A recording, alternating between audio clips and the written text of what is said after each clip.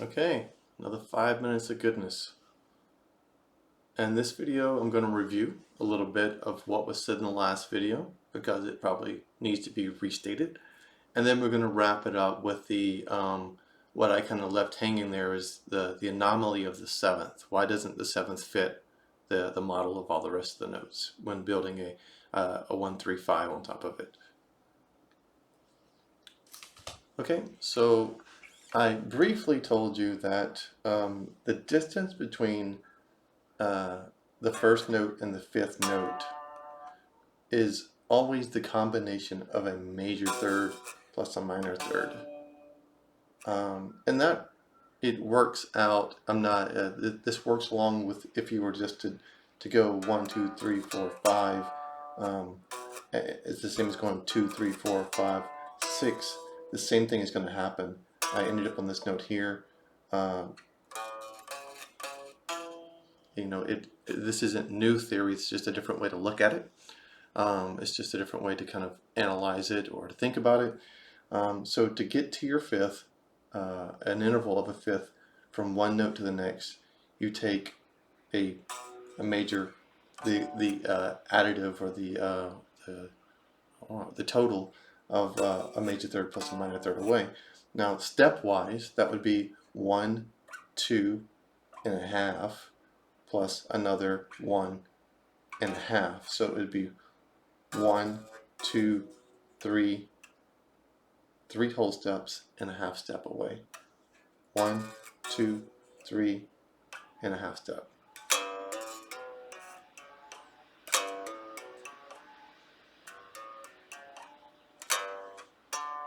Okay, if that's another way you want to think about it.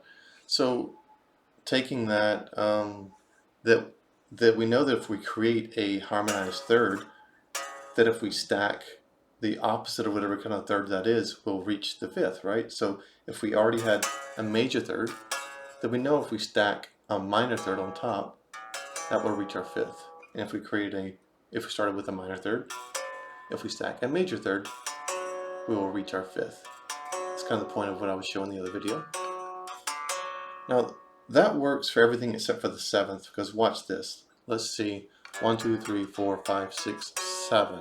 Okay, if we take the third, the fourth, right, and we go 1, 2, 3, 4, 5. We got this arpeggio.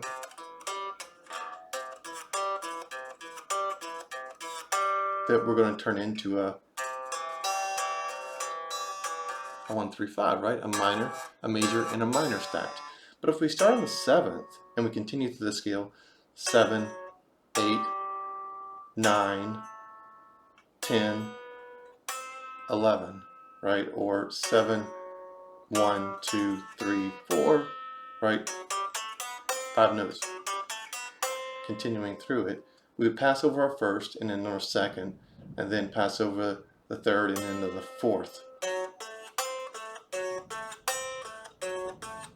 If you'll notice, that's a minor third. And this is also a minor third. So we have two minor thirds together. But that doesn't happen anywhere else within the scale. If we take the first, we end up with this. If we take the second, we come up with this. We have a minor third and a major third. On the first, we have a major third and a minor third. But on the seventh, we have two minor thirds on top of each other to create a diatonic 1-3-5 harmonization. Harmonizing just means we're playing multiple notes at once, I suppose.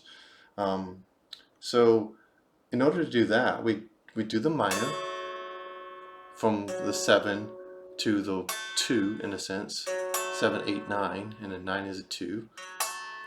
But we'd also have to play another minor third between that note and the next note, which on the B string would be here. So it sounds like this. Ooh, sinister, right? Can we, look at this in the camera. If we played this on a different string that didn't end on the B string, it would look more like what you would expect.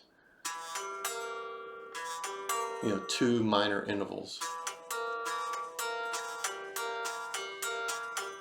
So I'm stretching my body so much to try to get in the camera that I'm buzzing at the frets here. I mean, this guitar buzz is bad enough anyway, but that's a diminished. This was it's called. It's called a diminished because the diminished and augmented are two words that are opposite of each other. To diminish something is to flatten it in a sense, and to augment it is to sharpen it. But when we're talking about diminished and augmented, we're referring to the fifth. The fifth, when you say that you have a flatted fifth, you also can say you have a diminished fifth. So the 1, 3, 5 of a starting from the seventh creates a diminished chord, and it has that sound to it that none of the rest of the chords have. The rest of the chords have ooh, those kind of nicer sounds.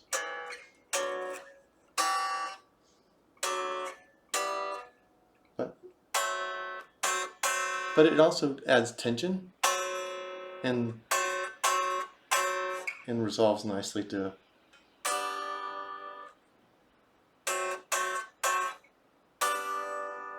And we'll get into that maybe in the next lesson or a future lesson. That's all for now.